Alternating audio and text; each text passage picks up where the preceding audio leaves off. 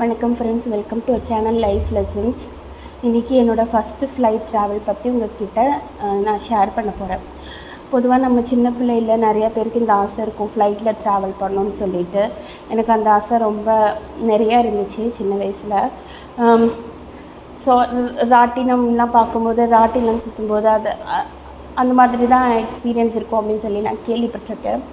So நான் பொதுவாக இப்போ பெங்களூரில் வேலை பார்க்கும்போது நான் பெங்களூர் டு சென்னை வந்துட்டு எப்போவுமே ப்ரைவேட் பஸ் புக் பண்ணி தான் வருவேன். ஸோ அந்த மாதிரி ஒரு தடவை என் பெங்களூரில் என் ஃப்ரெண்ட்கிட்ட சொல்லிகிட்டு இருந்தேன், இந்த மாதிரி நான் வெக்கேஷனுக்கு சென்னை போகிறேன், பஸ்ஸு புக் பண்ணணும் அப்படின்னு சொல்லிட்டு இருந்தேன். அப்போது அவங்க சொன்னாங்க, அவங்க கேட்டாங்க எவ்வளோ ஆகும் பஸ்ஸு ஃபேர் அப்படின்னு சொல்லி கேட்டாங்க. 900, 1000 அந்த மாதிரி ஆகும் அப்படின்னு சொன்னேன். நீ ட்ராவல் பண்ணுற டேட்டுக்கு ஒரு 15-30 டேஸ் முன்னாடி நீ ஃப்ளைட்டு புக் பண்ணால் பஸ்ஸோட ரேட்டும் ஃப்ளைட்டோட ரேட்டும் சேமாக தான் இருக்கும். அதே 1000க்கு நீ ஃப்ளைட்லேயே ட்ராவல் பண்ணலாம்.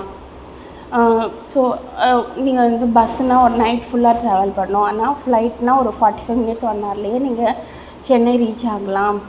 உனக்கு ஆசை இருக்குல்ல ஃப்ளைட்டில் போகணும்னு சொல்லிட்டு. ஸோ நீ இந்த தடவை ஃப்ளைட்டில் போ அப்படின்னு சொல்லிட்டு அவங்க எனக்கு புக் பண்ணி கொடுத்தாங்க. ஹாப்பி ஈஸிகோ அப்படின்னு சொல்லிட்டு ஒரு ஆப்பில் அதே 900க்கு எனக்கு ஃபஸ்ட்டு ஃப்ளைட் புக் பண்ணி கொடுத்தாங்க. ஏர் இந்தியா 2019 தீபாவளி அப்போ தான் நான் வந்துட்டு ஃபஸ்ட் டைம் ஃப்ளைட்டில் வந்தேன். அந்த எக்ஸ்பீரியன்ஸ் எனக்கு வாழ்க்கையில் மறக்கவே முடியாது. அது ஸ்டார்டிங்கில் கொஞ்சம் தரையில் அப்படியே போகும், அப்புறம் ஒரு பாயிண்ட்டுக்கு அப்புறம் அப்படியே மேலே மெதுவாக ஏறி அப்படியே மேலே அப்படியே ஃப்ளை ஆகும், ட்ராவல் ஆகும்.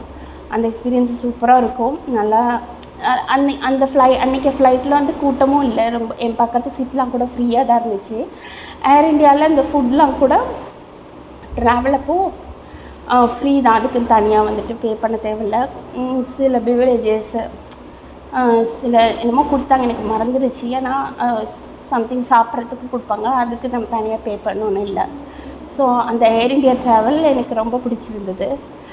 ஸோ அதுக்கப்புறமாவும் நான் ஃப்ளைட் புக் பண்ணி வந்தேன், இண்டிகோ. அதுக்கப்புறம் இன்னொரு தடவை வரத்துக்கும் ஃப்ளைட் புக் பண்ணேன். பட் ஆனால் அந்த டைம் வந்து கொரோனா இருந்ததால் எல்லா ஃப்ளைட்டும் கேன்சல் பண்ணிட்டாங்க. பட் ஆனால் இந்த ஃபஸ்ட்டு 2 ஃப்ளைட் ட்ராவலில் அப்போது எனக்கு தந்த அந்த போர்டிங் பாஸை நான் இன்னும் என் பர்ஸில் வச்சுருக்கேன்.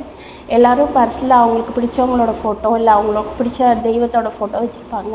ஆனால் நான் என் பர்ஸில் அந்த 2 போர்டிங் பாஸ் தான் வச்சுருக்கேன். அது எப்போல்லாம் பார்க்கணுன்னு எனக்கு ஆசையாக இருக்கும். அடுத்து நம்ம எப்போ ஃப்ளைட்டில் ட்ராவல் பண்ணுவோம் அப்படின்னு சொல்லிட்டு ரொம்ப ஆசையாக இருக்கும்.